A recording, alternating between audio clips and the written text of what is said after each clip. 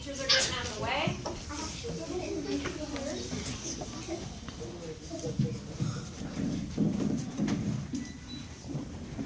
Everyone, please rise.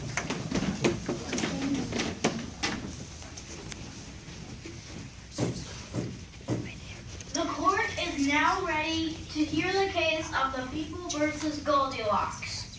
Please be seated. Will the clerk please swear in the jury? Everyone, please rise. You promise to listen to all the testimony with an open mind before you reach a decision as to the guilt or innocence of the defendant. I do.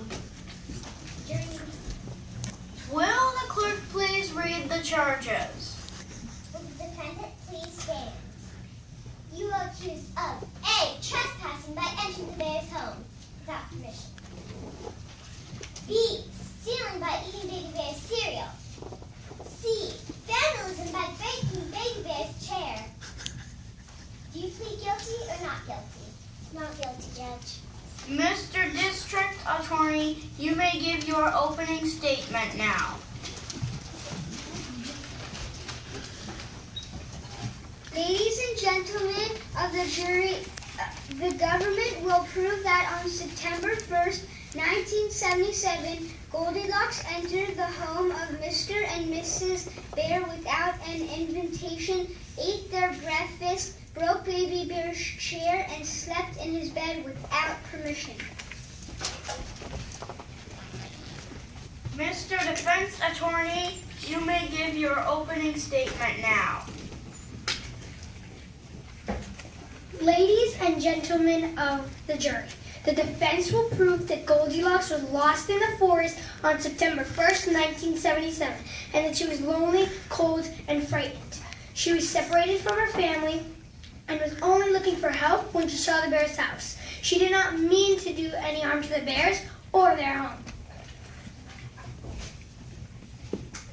The prosecution may call its first witness. Will Baby Bear please come forward and take the witness stand?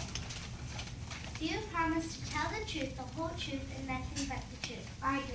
Please be seated. Please state your name for the record. Baby Bear.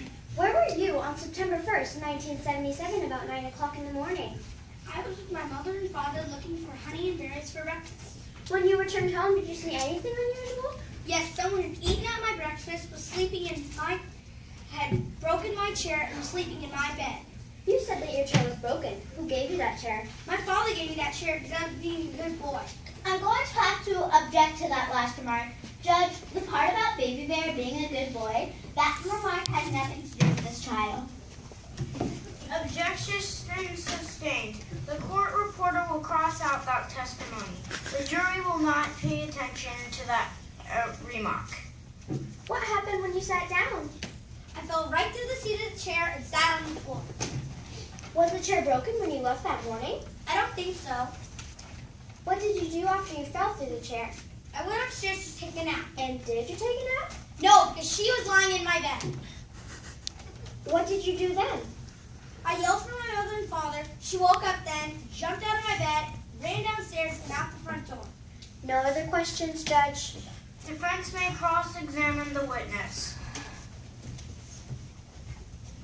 Now, Baby Bear, you didn't actually see Goldilocks open your front door and walk into your house, did you? No. And you didn't actually see Goldilocks eat up your cereal, did you? No, I didn't. And you didn't actually see Goldilocks sit in your chair either, did you? No, I didn't. And isn't it possible, Baby Bear, that maybe your chair was partly broken when you left your house this morning? It's possible, but I don't think so. No other questions, Judge? The witness may be excused. Do you have any other witnesses, Miss District Attorney? No, Your Honor, the government rests its case. Miss Defense Attorney, you may call your first witness. Goldilocks, please come forward and take the witness stand. Do you promise to tell the truth, the whole truth, and nothing but the truth? I do. Please be seated. Please state your name for the record. My name is Goldilocks. Where were you on September 1st, 1977 at 9 o'clock a.m.? I was with my parents on a camping trip in the forest. What did you do that day? I went for a walk, but I got lost. I was scared and I cried, but nobody heard me. I was frightened by an animal and I was running when I first saw this house. Did you go into the house? Yes, I did. Was the door open or shut? It was open and I called out, but no one answered. I walked into the house calling, but no one seemed to be home. What did you do then? As soon as I sat down on the chair, it broke. What did you do at... Oh. Wrong line. Wrong line. I saw hot cereal on the table and I ate one bowl full. What did you do after you finished eating the cereal? I sat down on a little chair. What happened? As soon as I sat down, the chair broke. Then what did you do? I was still tired, so I went upstairs and I laid down on the smallest bed. What did you do after you lay down? I fell asleep and the next thing I knew, that bear over there was standing over the bed screaming, "There she is!" I was so frightened, I just jumped up and ran out of the house. Goldilocks, did you break into the bear's home? No, I just walked in. Did you mean to break a chair? No, I didn't. Did you steal anything? No, I didn't. I have no further questions, Judge. Miss District Attorney, you may cross-examine the defendant.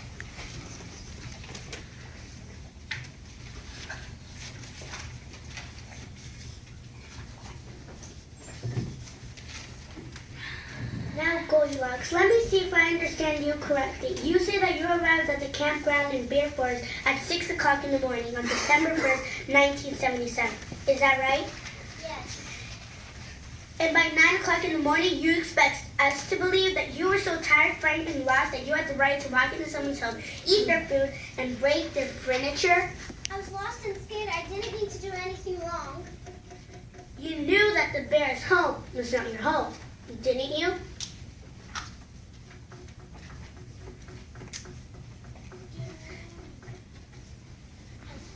Leave her alone. She's a good girl. Order in the court. If there are any more interruptions, you will have to leave the court.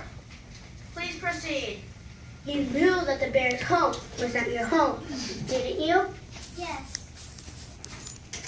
You knew that the cereal you ate was not your cereal, didn't you? Yes. And when you ate the cereal, you meant to eat the cereal, didn't you? What's wrong with that? There's plenty of cereal there. Bailiff, please remove that person from the court.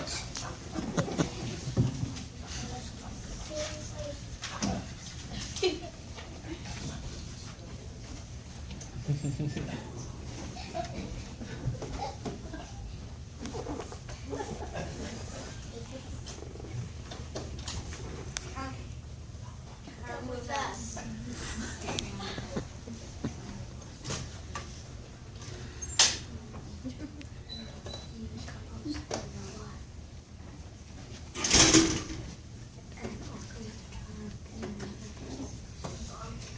Please proceed. You meant to eat the cereal, didn't you? Yes. I have no other questions, Judge. Goldilocks, you are excused. Any other witnesses, Miss Defense Attorney? No, Judge. The defense rests in its case. Mr. District Attorney, you may make your closing arguments to the jury. Go for it.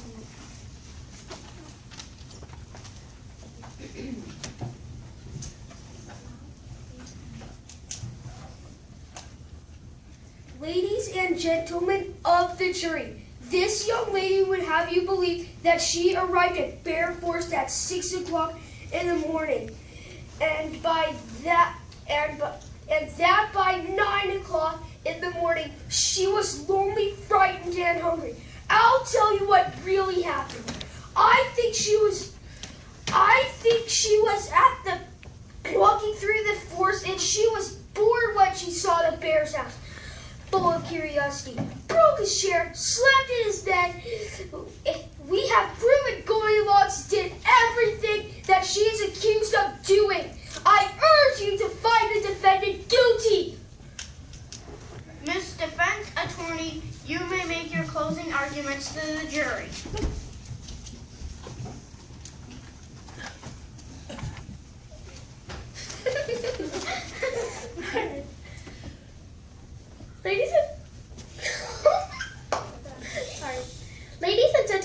jury. The district attorney would have you believe that the defendant was a spoiled, nosy, obnoxious young lady. Let me tell you what she really was. She was a frightened 10-year-old child who had been away from her parents for 3 hours in a strange forest. She did not mean to break a chair. Her only crimes were hunger, fear, and loneliness. I urge you to find the defendant not guilty.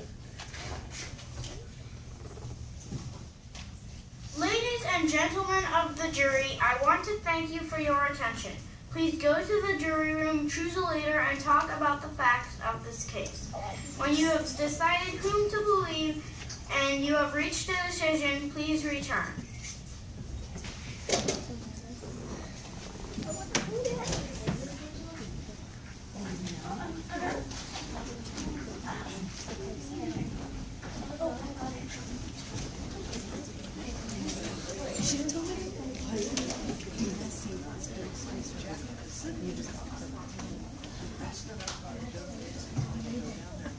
Right, they're going to be deliberating for about 10 or 15 minutes. This is what we will be allowed to do. You may walk around the courtroom. You may look around. Be very respectful. You can talk into the mics, but very quietly. And stay calm and respectful, okay? All right. Walking. Everyone goes for the judges. Okay.